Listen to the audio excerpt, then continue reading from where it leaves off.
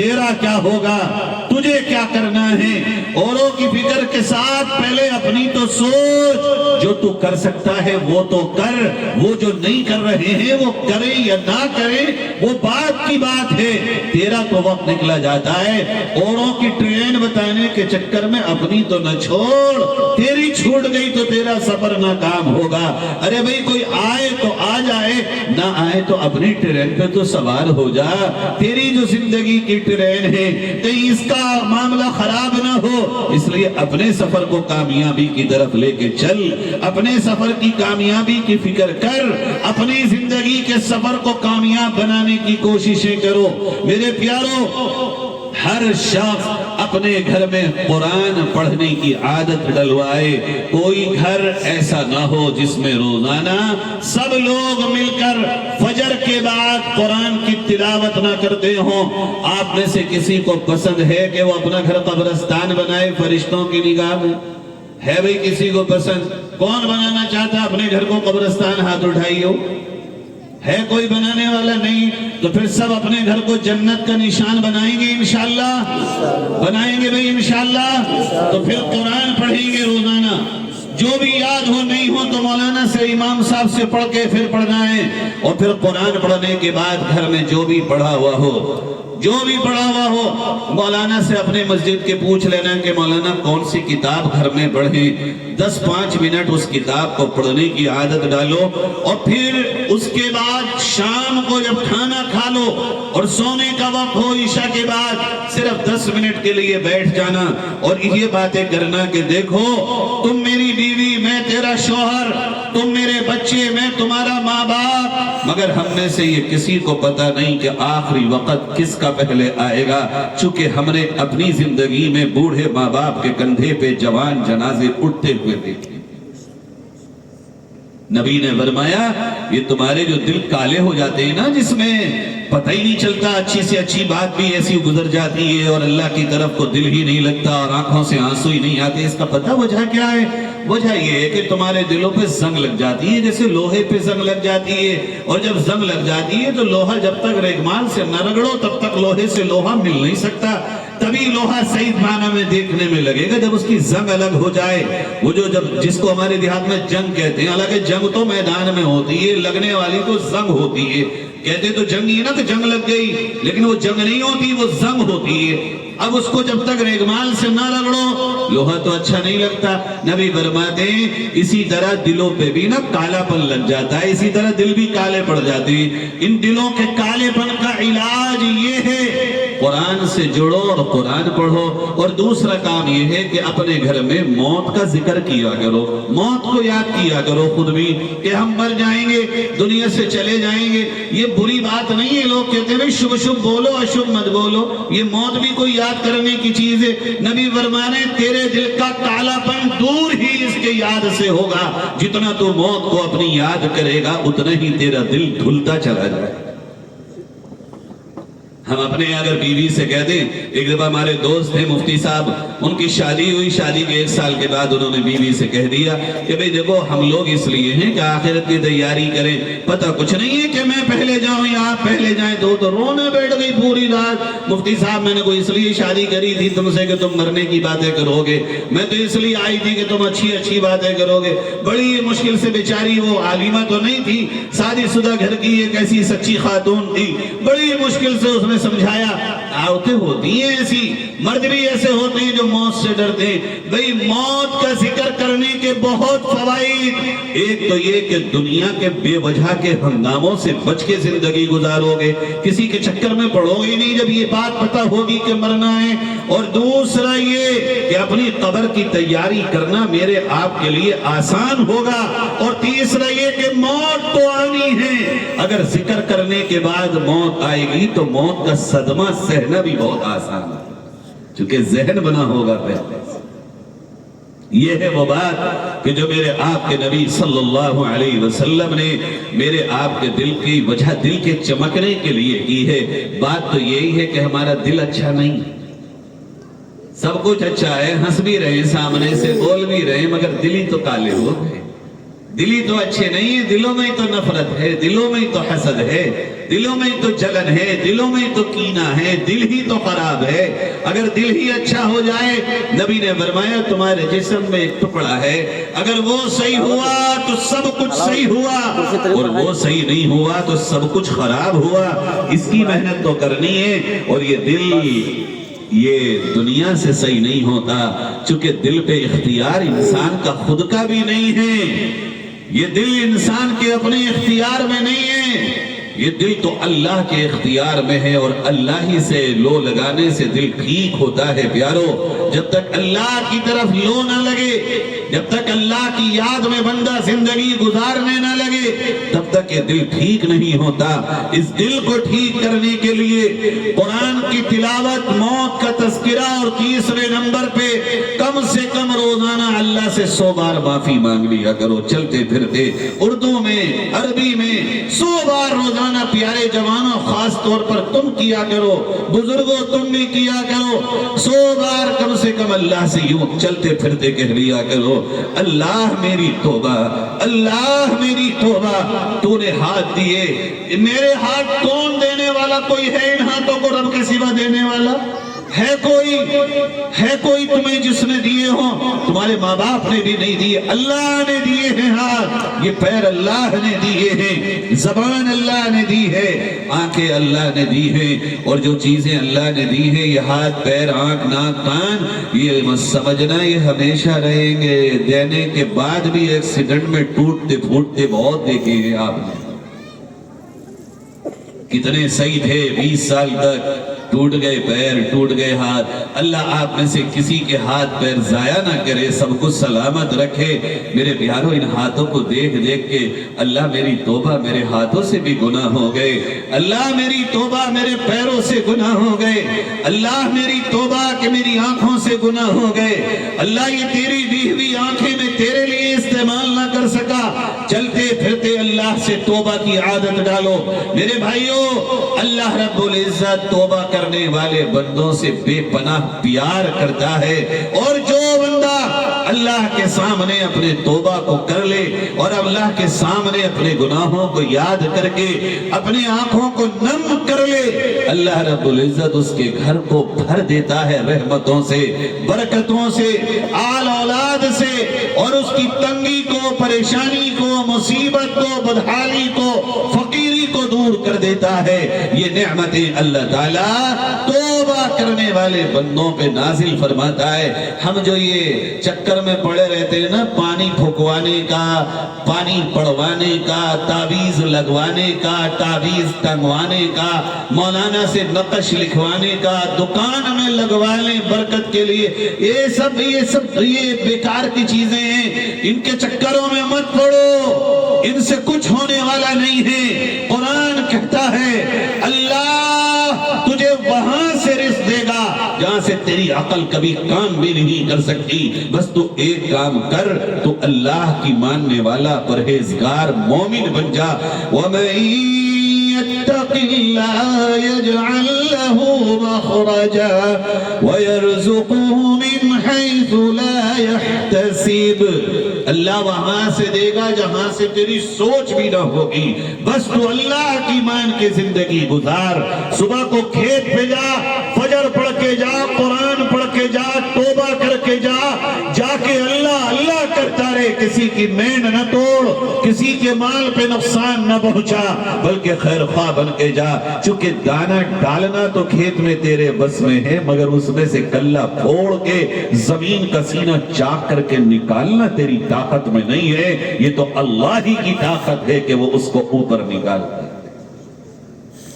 وہی فَالِقُ الْحَبِّ وَالنَّوَى، وہی ہے زمین سے کلے پھوڑنے والا، پھر اس کا پودا بنانے والا۔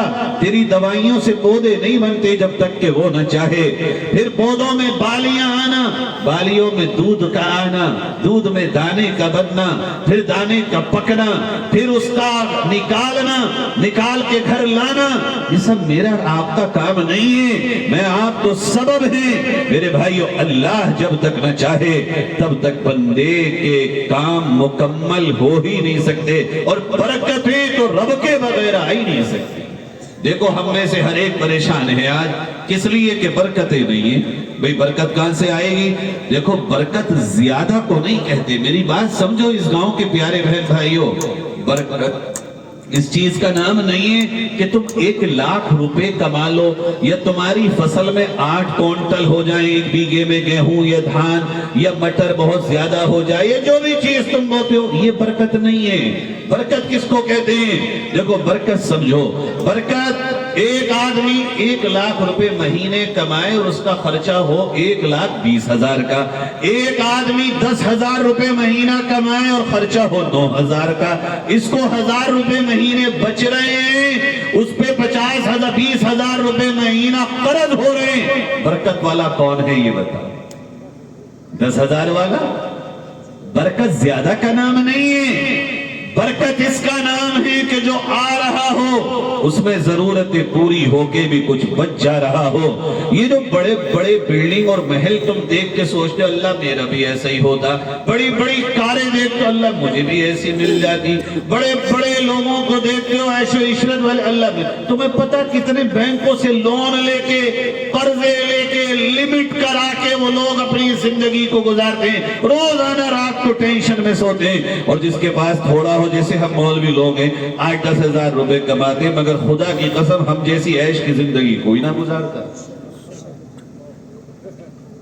رات کو ٹانگیں پھیلا کے سوتے ہیں بے فکر ہو کے اللہ پر بھروسہ کر کے، فجر کے بعد اٹھ کے ناشتہ کر کے دوپہر کا سونا بھی نصیب ہوتا ہے. برکت اللہ اتنی دیتا ہے ان مولویوں کی آمدنی میں کہ کبھی تم نے میلے کپڑے نہ دیکھے ہوں گے، چاہے اپنے ہاتھ سے دھو کے پہن لیں.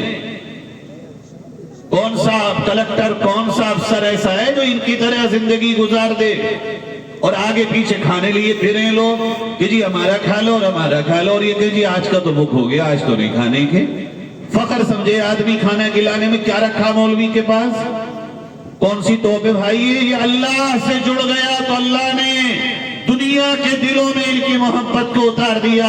آج بھی اتنے برے دور میں جب سارا میڈیا مولویوں کو ذلیل کرنے میں لگا ہو، ساری دنیا کی میڈیا کی طاقت مولویوں سے مسلمانوں کا رشتہ کاٹنے میں لگا ہو، ساری دنیا کی حکمراں کی طاقت مولویوں کے اور مسلمانوں کے بیچ میں دراڑیں پیدا کرنے کے لیے کام کر رہی ہوں، اس وقت میں بھی تم مسلمانوں کا ان علماء سے یہ تعلق ہے کہ اس وقت رات کے 12:30 بجے مولویوں ہی کی بات سننے، اللہ رسول کے تذکرہ سننے کے لیے ہم آپ ایک ساتھ بیٹھے ہوئے.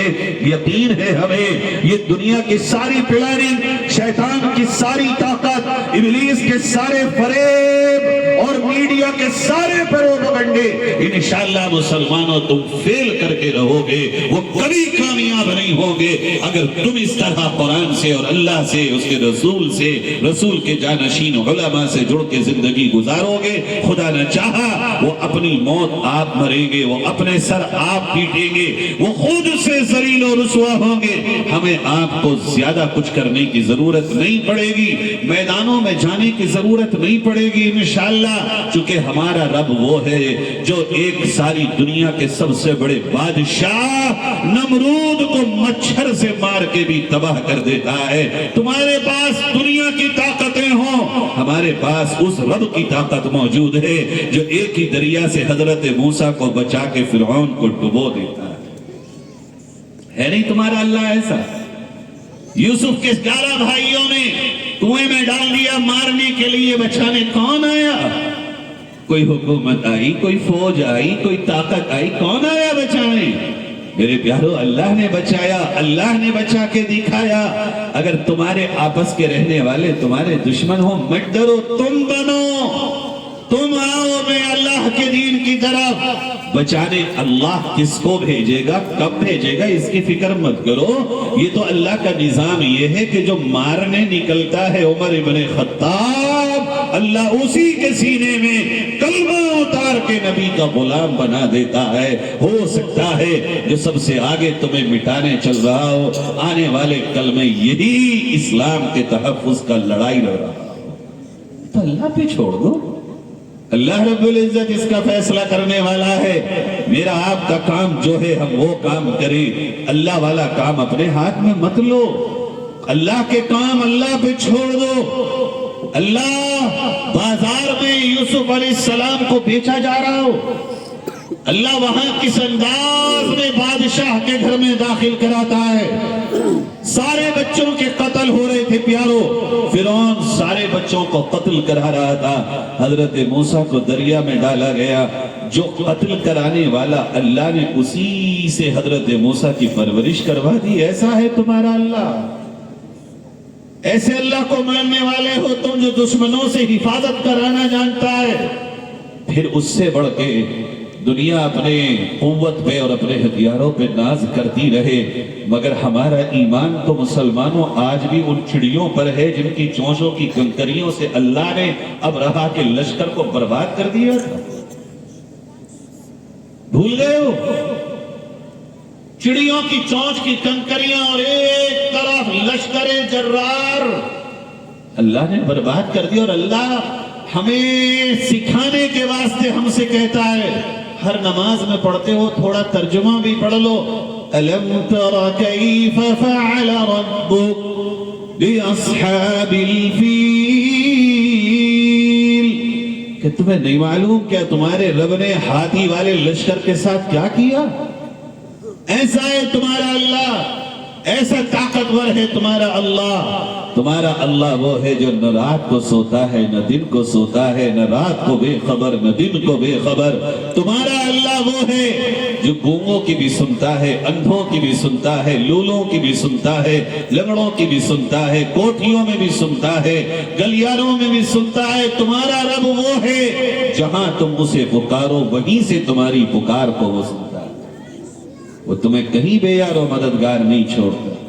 میرے بھائیوں، بس یہی ہم آپ آج طے کر لیں انشاءاللہ کہ اس قرآن سے جڑ کر اپنی زندگی گزاریں گے. اس کے لیے ضروری ہے کہ قرآن پڑھیں اور پھر جو علماء قرآن بتائیں اس کے مطابق اپنی زندگی گزاریں. دوسرا، موت کے ذکر کو عام کریں. کبھی بھی کوئی اگر غلط بات ہو رہی ہو تو موت کو یاد کر لیں، فوراً دل پسیج جائے گا اور غلط کام چھوڑ دیں. غلط کام تبھی چھوٹ سکتا ہے جب انسان موت کی طرف اپنے ذہن کو لے کے جائے. تیسرا کام بتایا کہ استغفار کر لیا کریں، توبہ کیا کریں. اللہ کو توبہ کرنے والے بندے بہت پسند ہیں. جب انسان توبہ کر لیتا ہے تو ایسا ہو جاتا ہے جیسے آج ہی ماں کے پیٹ سے پیدا ہوا. تو توبہ کر لیا کریں جوانوں، خاص طور پہ آپ. اور خاص طور پہ جب بازار جایا کرو تو ظاہر ہے آج کل بازار میں انسان اپنی نگاہ نہیں بچا پاتا اور نہ بہنیں بچا پاتی ہیں. جب بھی کوئی سودا لینے جاؤ بازار میں تو نگاہ بری ہو جاتی ہے، پڑ ہی جاتی ہے نگاہ. میں یہ نہیں کہہ سکتا کہ کالا چشمہ لوہے کا لگا لو، مگر توبہ کر لیا کرو آ کے. یا کبھی بھی کسی پہ نگاہ پڑ جائے تو اسی وقت اللہ سے توبہ کر لو، اللہ مجھ سے غلطی ہو گئی، اللہ مجھ سے غلطی ہو گئی. جہاں تم یہ لفظ بولو گے شیطان اپنی ناک زمین پر رگڑ دے گا. ہاں یہ کیا ہوا، یہ کیا ہوا، اس نے توبہ کر لی، میں تو اتنی مشکل سے کھینچ کے لایا تھا. کرو گے بھئی انشاءاللہ. چوتھا اور آخری کام بتا کے میں بات کو ختم کرتا ہوں. اپنے علماء سے خاص طور پہ اور اپنے گھر میں یہ جو میں نے آیت پڑھی تھی شروع میں، یہ قرآن کے 21ویں پارے کی آیت ہے. کون سے پارے کی بھائی؟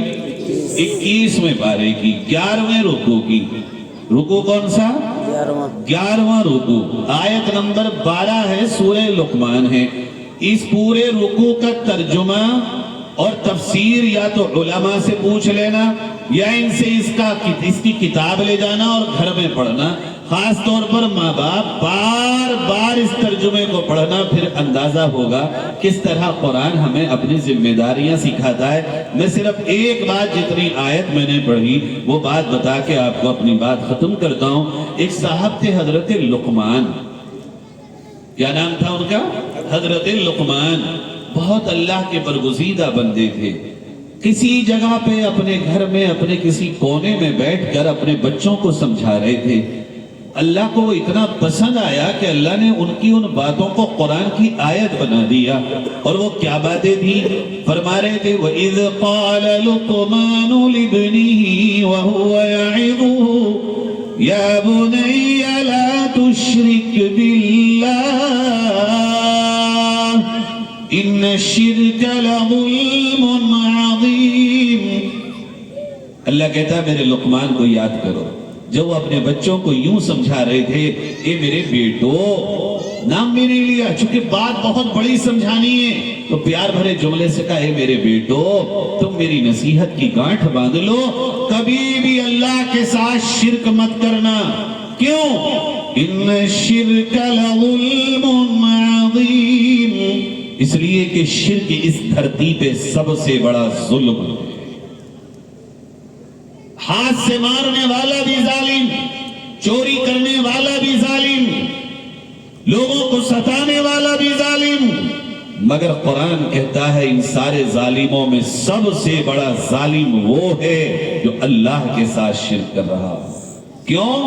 اس لیے کہ یہ ظلم ایسا ہے جو یہاں بھی اسے برباد کرے گا، اور قیامت میں کیا ہوگا؟ فرمایا انہو من یشرک باللہ فقد حرم اللہ علیہ الجنہ ومأواہ النار، جو بھی اللہ کے ساتھ شرک کرے گا اللہ تعالیٰ نے اس پر جنت کو حرام کر دیا۔ اگر شرک کرنے والا نمازی بھی ہو، حاجی بھی ہو، قاضی بھی ہو، مولوی بھی ہو، کوئی بھی ہو، اور کتنی ہی نیکیاں کیوں نہ لائے، مگر شرک کے ساتھ آئے گا تو اللہ اسے جنت نہیں دے گا، یہ فیصلہ ہو چکا ہے۔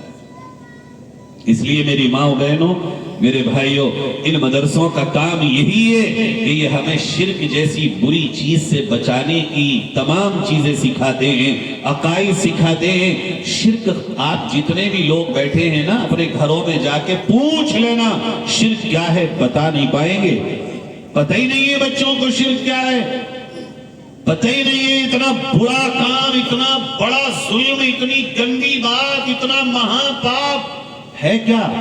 اور جب پتہ نہیں ہوگا تو بچے گا کیسے آدمی؟ علم سے تو انسان اپنی حفاظت کرتا ہے۔ جب تک پتہ ہی نہ ہو شوگر ہے تو میٹھا چھوڑے گا کیسے؟ جب پتہ ہو تبھی تو چھوڑے گا۔ جب تک پتہ ہی نہ ہو کہ بلڈ پریشر ہے تو نمک کیسے کم کرے گا کھانے میں؟ پتہ ہوگا تبھی تو کم کرے گا۔ جب تک پتہ ہی نہ ہو کہ شرک کیا ہے تو شرک چھوڑے گا کیسے؟ اس لیے شرک کو سیکھنا جو حضرت لقمان اپنے بچوں سے کہہ رہے ہیں، یہ 8 نصیحتیں ہیں آگے تک، اس کو آپ اور پڑھیے گا انشاءاللہ۔ لیکن شرک پہلے ماں باپ آپ سیکھو، سمجھو کیا ہے، توحید کو سمجھو کیا ہے، پھر اپنے بچوں کو ایسے ہی سکھاؤ، گھونٹ گھونٹ کر کے، جیسے پیدا ہونے کے بعد انہیں قطرے قطرے کر کے تم نے دودھ پلا کے پالا ہے، ایسی ان کی نس نس میں، رگ رگ میں شرک سے نفرت اور توحید کی محبت ڈال دو، چونکہ آنے والا وقت وہ ہے اگر تم نے انہیں شرک نہ بتایا اور توحید کی عظمت نہ بتائی تو دوسری طرف اتنی زبردست تیاری ہو چکی ہے شرک کو الگ روپ میں لانے کی کہ میری اور آپ کی نسل اللہ نہ کرے آنے والے 15-20 سالوں میں ایمان چھوڑتی ہوئی بہت تیز رفتار سے نظر آئے۔ پڑھو، سمجھو، بغیر پڑھے لکھے کچھ نہیں ہوتا جوانوں۔ دیکھو ان کے آج کل کتنا وہ ایک بابت چل رہا ہے نا، وہ انٹرنیٹ پہ بہت زیادہ چمتکار کرتا ہے، وہ سب چیزیں ایک طرف، مگر ایک بات تو تمہیں ماننا پڑے گی کہ اس کی نالج کمال کی ہے، پڑھا بہت ہے اس نے، جو بات کرتا ہے وہ علم کی بات تو ہے اپنے مذہب کے اعتبار سے۔ تمہارے پاس کیا ہے؟ بات کا جواب سوال کے طریقے پر ہوتا ہے۔ علم کا سوال ہو تو جواب علم کا ہو۔ تم پڑھتے لکھتے ہو نہیں، بس خواہاں کو آگے ہو، جب کسی کی بات سنو ہمارے نبی کو برا کہہ رہا، ارے بھائی نبی کیسے ہیں تو بتا، ہمارے رسول کو ایسا کہہ دیا، بالکل تکلیف ہونا چاہیے، مگر یہ تو بتا کہ رسول کتنے اچھے ہیں، انہیں بتائے گا کون؟ کوئی تو بتائے گا۔ اور جو تجھے نہ بتا کہ رسول کیسے، بس میں تو دامن نہیں چھوڑوں گا، پکڑ لیا۔ کہاں پکڑا بھائی؟ ہاتھ تو خالی ہے، پکڑا کہاں ہے ابھی؟ پکڑو گے تو جب نبی کو پڑھو گے، قرآن کو پڑھو گے، نبی کو جانو گے۔ جوانوں، آج کل موبائل کا دور ہے، پڑھو موبائل پہ، سیکھو موبائل پہ۔ اور ایک دعوت میں دیتا ہوں آج کل ان علماء سے معافی کے ساتھ، ہندی زبان خوب پڑھو، اردو پڑھو یا مت پڑھو ہمیں کوئی مطلب نہیں اس بات کو اب کہنے سے، چونکہ ہمیں پتہ ہے ہم کہیں گے بھی تو تم اردو پڑھنے والے ہو نہیں، جس کو شوق ہو وہ پڑھ لے، لیکن ہم یہ کہتے ہیں کہ ہندی زبان خوب محنت سے پڑھو.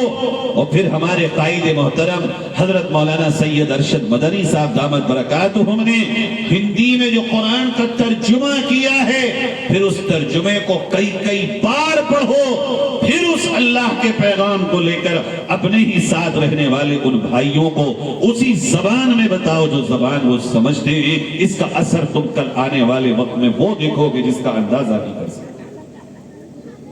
پڑھو، جب تک پڑھو گے نہیں، سمجھو گے نہیں، دوسروں کو سمجھا نہیں سکو گے، دوریاں بڑھتی چلی جائیں گی. میرے آپ کے کانھوں پہ پیارے جوانوں، بہت بڑی ذمہ داری ہے اس وقت، بہت بڑی ذمہ داری ہے. میرے نبی کے دین کی حفاظت کی ذمہ داری میرے اور آپ کے کانھوں پر ہے. اس کو پڑھنے کی ذمہ داری میرے اور آپ کے کانھوں پر ہے. پڑھے لکھے کا جواب جہالت سے نہیں ہوتا. جو میڈیا پہ ہم جیسے مولوی تمہیں ٹی وی پہ نظر آتے ہیں نا، وہ خریدے ہوئے ہوتے ہیں، وہ پڑھے لکھے نہیں ہوتے. اور اگر پڑھے لکھے ہوتے بھی ہیں نا تو انہیں تو بازار کا 5,000 کا لفافہ دے کے بلایا اس لیے جاتا ہے کہ وہ تمہاری ذلت کا سبب بنے. چپ رہیں.